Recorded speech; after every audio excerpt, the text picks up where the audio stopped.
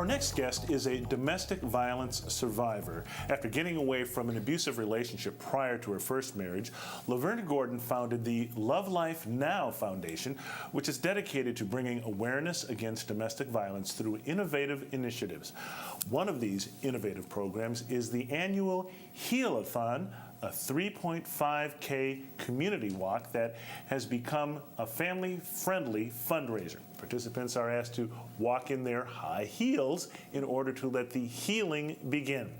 Joining Lovern this morning is Julia Kehoe. She's President and Chief Executive Officer of Health Imperatives, which runs Penelope's Place, which is a safe haven for survivors of domestic violence that benefits directly from the annual 3K Heel-a-thon. Welcome to Urban Update, ladies. Thanks for coming in. Great to have you here today.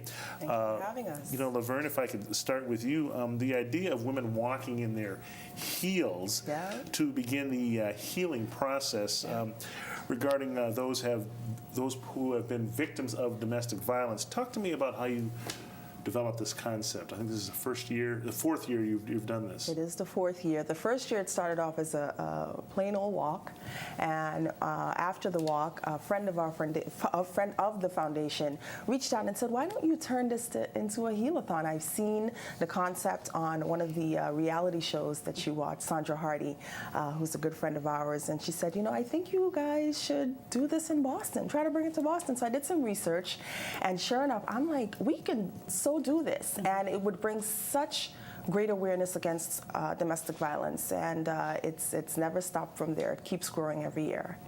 Now, Julia Kehoe, the walk is in support. Part of this walk goes to support Penelope's Place. It's a shelter, which is a safe haven for victims of domestic violence and some survivors. By the way, we're looking at some of the walks, some of the events that took place. This must have been last year, the year before last. Look at those heels. Wow, yes. They're out there.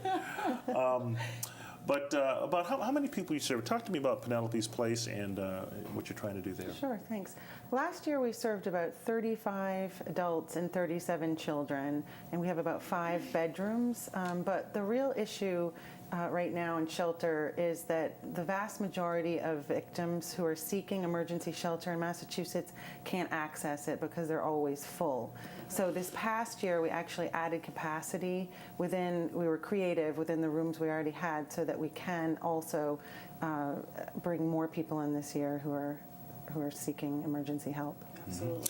Now, Lovern, as we stated up at the top there, you were once a victim of domestic abuse.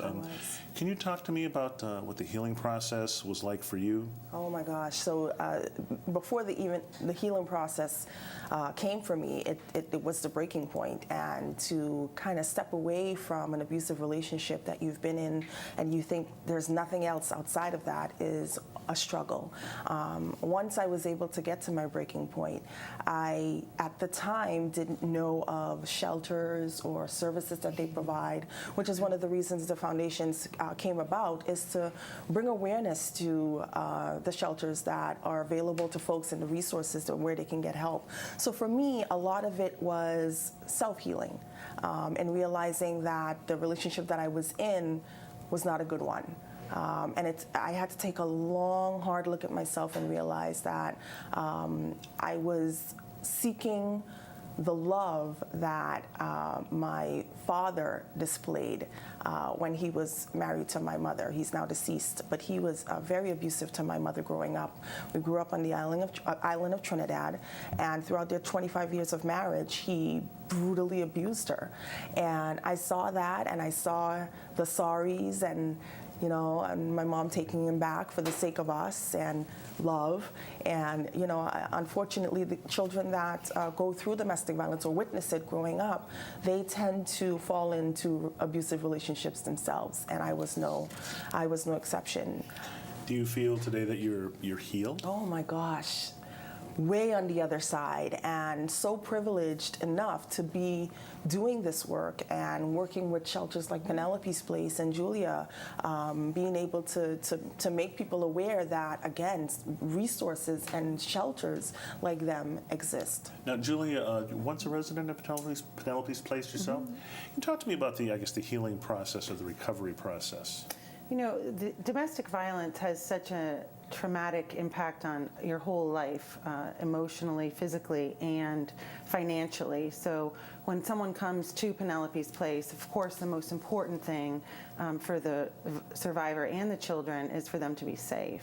But we want to look at the whole family and make sure that we're addressing all of their needs. And whatever we do, whether it's addressing their health needs, helping them find affordable housing, jobs, and dealing with the trauma through counseling, we also want to focus on empowerment and not victimize them further. And I think working with Lovern is just a perfect example. Here's a survivor who's gone on to have a wonderful life, who's stronger now than she ever was before. And so we try to focus on the positive. But in the first days, it's really just, trying to make sure people are safe.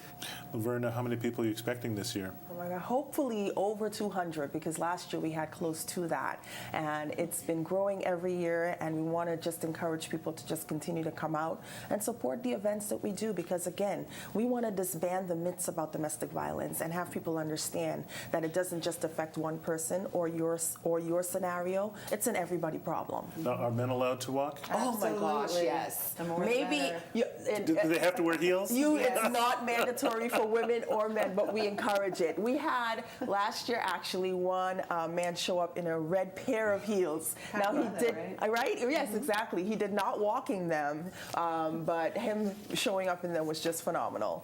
Again, it's June 1st. It's and the route. It's in Brockton. Correct. It starts from the Raymond School on Oak Street and heads straight shot to the DW Field Park, and then we head back. At the halfway mark, we have a photo backdrop where folks can strut their stuff on the purple carpet, purple the color for domestic violence awareness, and take photos in your heels. And it's a great morning. Zumba demos, self-defense demos, kids activities. We have a great morning lined up for you. Sounds like fun. 3.5 kilometers. Yes. Okay, yes. not exactly a marathon, but then again, you're doing it in high heels.